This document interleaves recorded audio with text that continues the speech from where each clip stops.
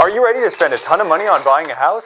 Well, this is the video for you. Oftentimes I'll go to the store and it'll be my first time doing something, and the person across the way has done this millions of times before, and they just stare at me like I'm supposed to know what I'm doing, and I really don't, and then I feel stupid. So that's really why I'm making this video, because a ton of people have never bought a home before, even though I've helped multiple people and bought many myself. Just because that's true doesn't mean you know what's going on, so I want to tell you what's going on. And this is far more complicated than when you go to the shipping store knowing what stamp you might need or box you have to put something in. So you actually need a lot of information, and I have all the steps put out here on what actually happens when you're buying a property. What's up? My name's Avery. I'm a real estate agent and investor in the Durham, North Carolina area, and it's possible that you're working with me or you're just looking to figure out how to buy that first home.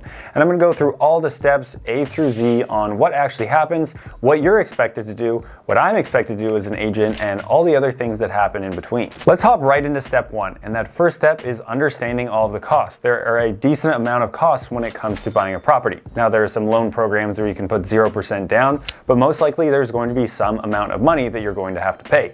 Usually there's a down payment that can range anywhere from 0 to 20% to potentially 100% because you're paying all cash.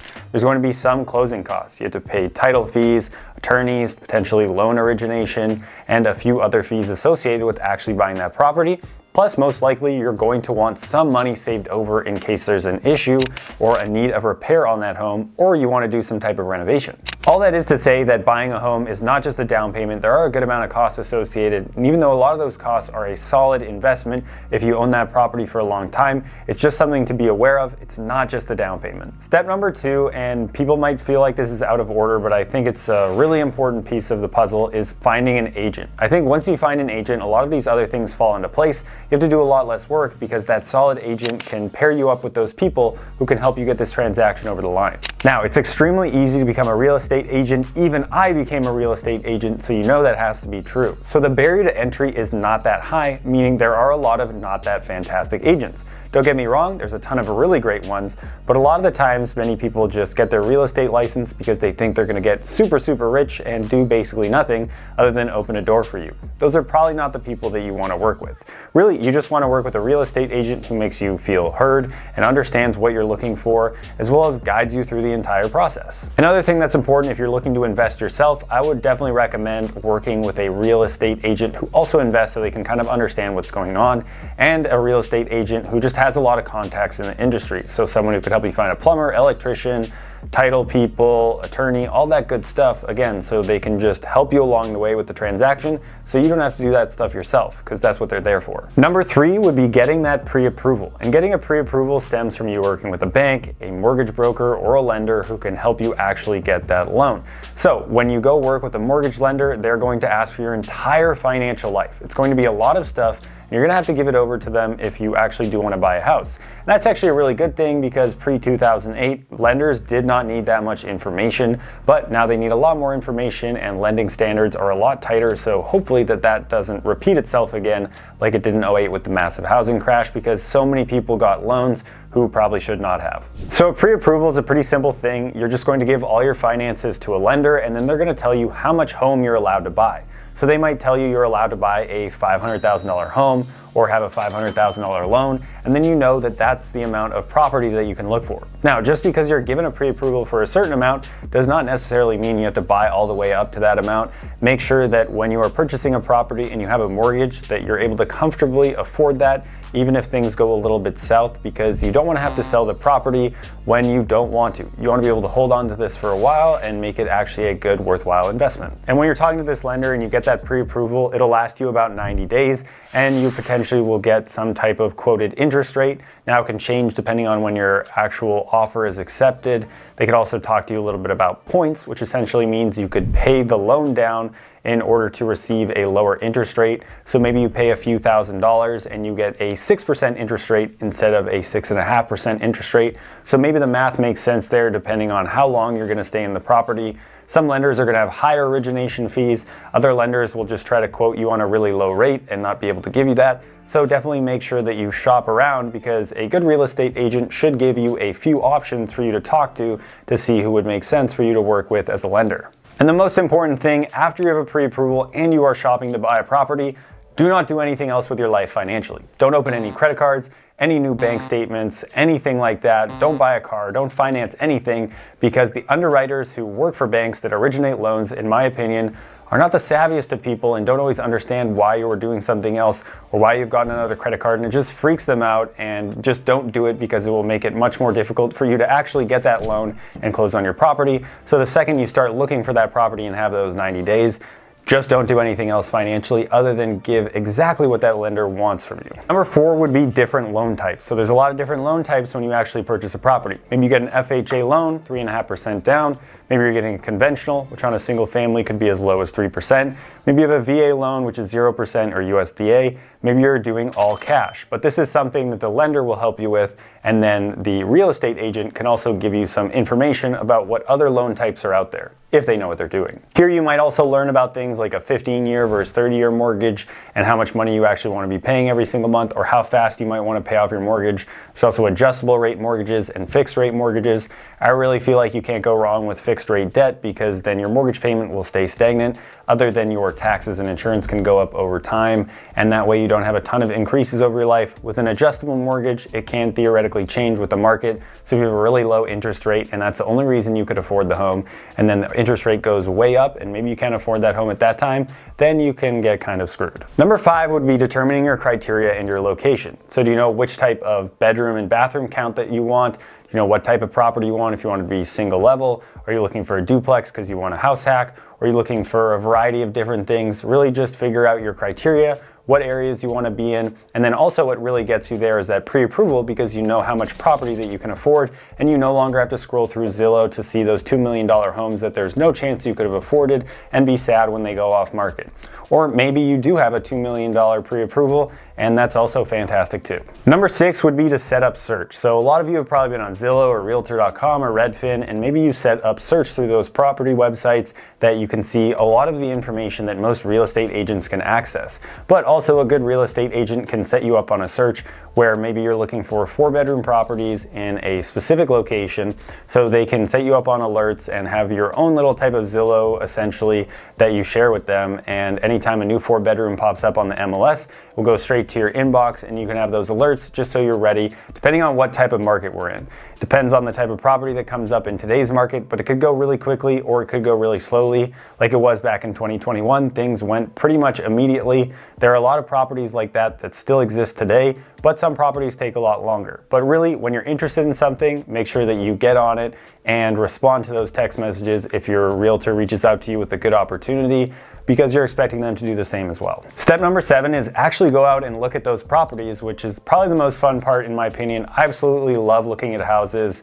and just seeing all of the new things that I see all the time, or the types of good or bad renovations that people do. So when you're doing this type of thing and going to look at properties, obviously we're excited or not excited about certain cosmetic things, but other things that are going to be important to look at are potential issues. And this again is where a really good real estate agent will help you. So when I go to a property, I personally look around the whole property for any structural issues, go in the crawl space, see what's going wrong or good. Look at how old all of the mechanical systems and roof are to see what potentially you have to fix and pay for up front, depending on how all of the stuff in the property looks. Now, obviously that real estate agent isn't an inspector, but it's helpful to have someone who knows what they're looking at and potentially how much all of those things cost, just so you have more information going in before you make that offer. Another reason why I really like to do that is because in North Carolina, where I work, there is such thing as a due diligence fee. So the due diligence fee is a non-refundable deposit that you pay the seller essentially to take their property off the market.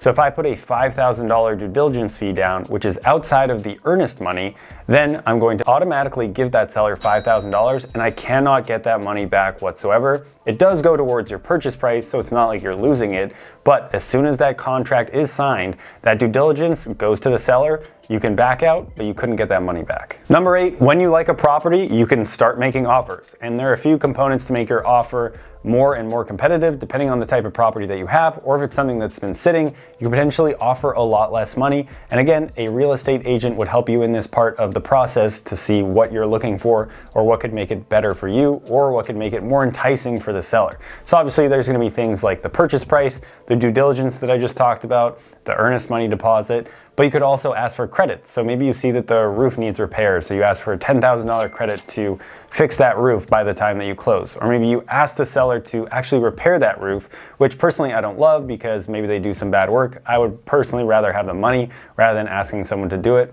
There's also other things in this market that might help with interest rates, like you could do a 2-1 buy down, essentially where the seller is paying off your mortgage interest for the first couple of years so that you have a lower payment every single month. So there's definitely a few different levers that you can pull to make your offer more enticing or to put some more money in your pocket by the time that you close. Number 9, your offer is accepted. This is the exciting part and things are really awesome, and maybe you've been looking for a while, or maybe it's the first thing that you've looked at and you actually ended up getting that property. Hopefully you don't have any buyer's remorse from getting that one under contract, but you have it under contract for a good price and you're excited about this property. So what actually happens next? First, you're gonna write a couple checks. That first one, especially in North Carolina and most other states, you'll have the earnest money deposit, which typically goes to the attorney that is going to be handling all of the closing. But again, also in North Carolina, you have that due diligence check that goes straight to the seller. Sometimes it's done through a personal check, sometimes it's a certified bank check, sometimes it's a wire transfer. It depends on how you set it up and how the offer was written between you and the seller. And then right when that offer is accepted, you go right into your due diligence period. So typically the way that it works where I am, I'll have a 14-day due diligence period. And then that moves us into step number 10, inspections. So step number 10 is inspections. There's a number of inspections that you can do during that 14-day due diligence period. And really this is for you to figure out if there are any other issues with the home and potentially do some negotiation. So you can get a general inspection. Someone comes in there, looks at the basement, crawl space, all of the plumbing, electrical, the roof, and notes any issues that there could be with the property. You're also going to want to get some sort of termite inspection, especially depending on where you are. Where I'm in North Carolina, that makes a lot of sense. And also another one that is a little bit more specific to North Carolina is about radon. You do or do not have to get all of these inspections, but sometimes it's useful so you know exactly what's going on in the property, and they're also great negotiation tools. You can also ask for other things in this period, like being able to get rid of a bunch of the junk that's in the basement or any other issues that are out there that you don't want to deal with. Again, a seller can say no, and then you would lose your due diligence if you really want to back out, but it doesn't hurt to ask. After the inspection is done and you've talked to the seller about any potential negotiations or requests, a lot of it is out of your hands from this point, and more of it is along the lines of the lender if you need some type of loan or you getting all of the necessary documents to close. So potentially you're buying a house that's within an HOA, so you want to see any covenants or restrictions or any HOA documents so you know exactly what's going to be happening the day that you buy that property. And possibly you're buying a duplex and one side already has a tenant, so you want to know what the lease terms are, and you can get that information in the exact lease so that you know what the seller had said actually lines up with what the tenant had said. So in this scenario, I would recommend calling those tenants to make sure that the rent that is on the lease is actually what they're paying and that the amount of security deposit there is the amount that's actually held. Step number 12 would be to get homeowners insurance. So in order for you to actually close on that property, you are most likely going to be required to get homeowners insurance, and it has gotten more expensive in the last few years depending on where you are, especially in coastal cities because of just a number of factors and more extreme weather events and all that. And again, a real estate agent should be able to give you a couple of people who can get you a quote. Essentially, you just call, they might ask you a few questions like the age of the property, and they may not even ask you anything because a lot of home insurance companies have good software to figure out all of that information. They'll give you a quote. Once you have that quote, then it's off to the lender so they can set it up all in your closing binder to see how much money you're going to be paying every single month, because typically homeowners insurance is part of that mortgage. Number 13 would be the appraisal. You have very little, if no sway over all of this. The lender, in order for you to actually purchase the property, is going to appraise it. Because if you get it under contract for $450,000, but the appraiser says this is only worth $400,000, so we're only going to give you a loan based on it being worth $400,000, then somehow you would have to come up with a difference. So either you're going to give $50,000 more dollars, or the seller is going to lower the purchase price, or potentially somewhere in between. But hopefully when you make that offer, you have a good understanding of what it potentially could be worth so that you are not doing that kind of thing. In 2020 and 2021, people were offering way more over asking, and people were having to pay for that appraisal gap often because they really just wanted to buy a property. So if you're comfortable with doing that, you can also just do that. But again, this could be a place if you're before that 14-day due diligence period where you could back out and you only lose that due diligence money and you can get your earnest money back. But let's say everything's all good with the appraisal and it appraises for what you have it under contract for, then there's really nothing to worry about. Or it appraises for more money than you have it under contract for, then you've instantly become more wealthy. And then we head to step number 14. That would be having the loan actually clear to close. So again, throughout this whole process, the lender is most likely going to be asking you a bunch more questions. They're probably going to be wanting updated pay stubs, potentially other updated information, looking at your bank statements, making sure that that $150 that you spent last week was actually for groceries and not for something else. And yes, it can actually get that granular and it will seem very annoying to a point, but that's just how it works because they want to make sure that everything that you say you are doing and all the money you say you are getting is legitimate and real, and you are going to have a job and you can comfortably afford this payment for the new property that you are buying. And again, please make sure that you do not open a credit card or buy something or finance anything, because this will delay closing or potentially hurt you quite a bit and make you no longer approved. And then we head into step number 15, utilities. You're going to want to put all that stuff in your name, like water, gas, and electric, so that stuff actually works by the time that you own the house. Number 16 would be a final walkthrough. Typically the day before or a couple days before you actually close, you do a final walkthrough to make sure that there are no issues that arose between the inspection and appraisal and you actually closing. Like you want to make sure that no one drove a car into the house or someone set something on fire, or there are any other major issues that would make you not want to close the house or potentially delay closing. So you want to be able to do that and just see if there are any issues. And then we get to the actual closing date. So closing, settlement, kind of the same thing, but also a little bit different.